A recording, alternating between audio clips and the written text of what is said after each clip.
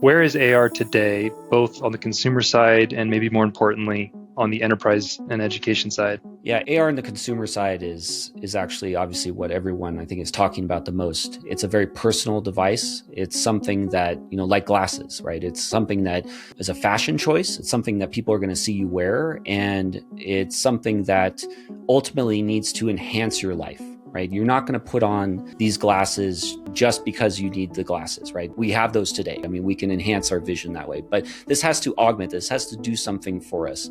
This either needs to be something around productivity that I can use it for, maybe reminders, maybe being able to explain where I'm at, what I'm seeing, help me do day-to-day tasks. And, we kind of are starting to see that today. The term AI glasses is being used a lot. And that's really, kind of AR glasses without displays in them, right? They have cameras that can look out and see the world. They have audio engines that allow you to hear and talk to it. And the modality, the interface modality is you speak to it. And the best way to speak to a device today is doing through an AI assistant. The speech to text engines are really good. It understands the context of the human, and it can really help. I use a pair of them, occasionally as well. And I think that they're really neat. They're really useful. But where this is going is, starting to put display engines in them and actually doing something with it, being able to overlay things in the real world. And, like with anything, right, you're going to have in the consumer space, that's going to be hard because it's going to be, well, how long does it last? Does it actually do the tasks that I want?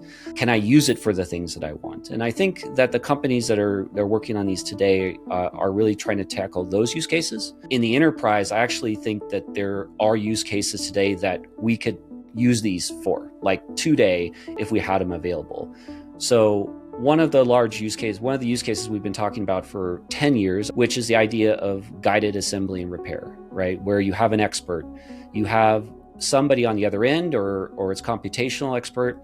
I put these things on and I walk up to, maybe I'm an HVAC repairer, and I walk up to a boiler and I look at it and it can identify the parts in front of me. I can pull up some instructions to see, hey, these are the steps I need to take to, adjust the device.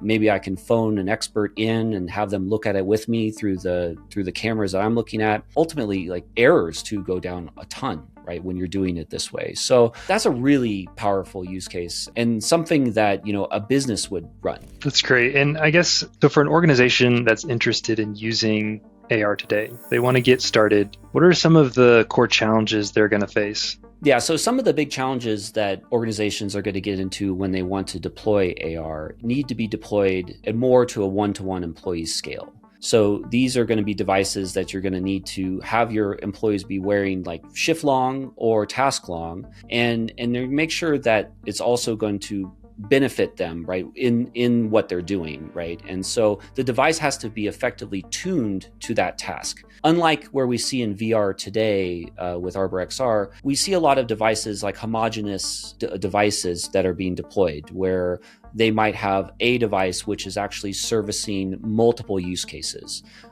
It might be multiple types of training that's being used as a single device, where in AR, we might actually have to deploy different types of devices, maybe ones that are tuned more for battery life and longevity for shift long work, or ones that have higher power or higher computational capabilities for task level work that might have brighter screens or more field of view or more interactivity in the device itself. And so I think early on, this is going to be one of the larger challenges, but certainly using ArborXR as a device management platform, we'll be able to manage all these types of devices in the single platform.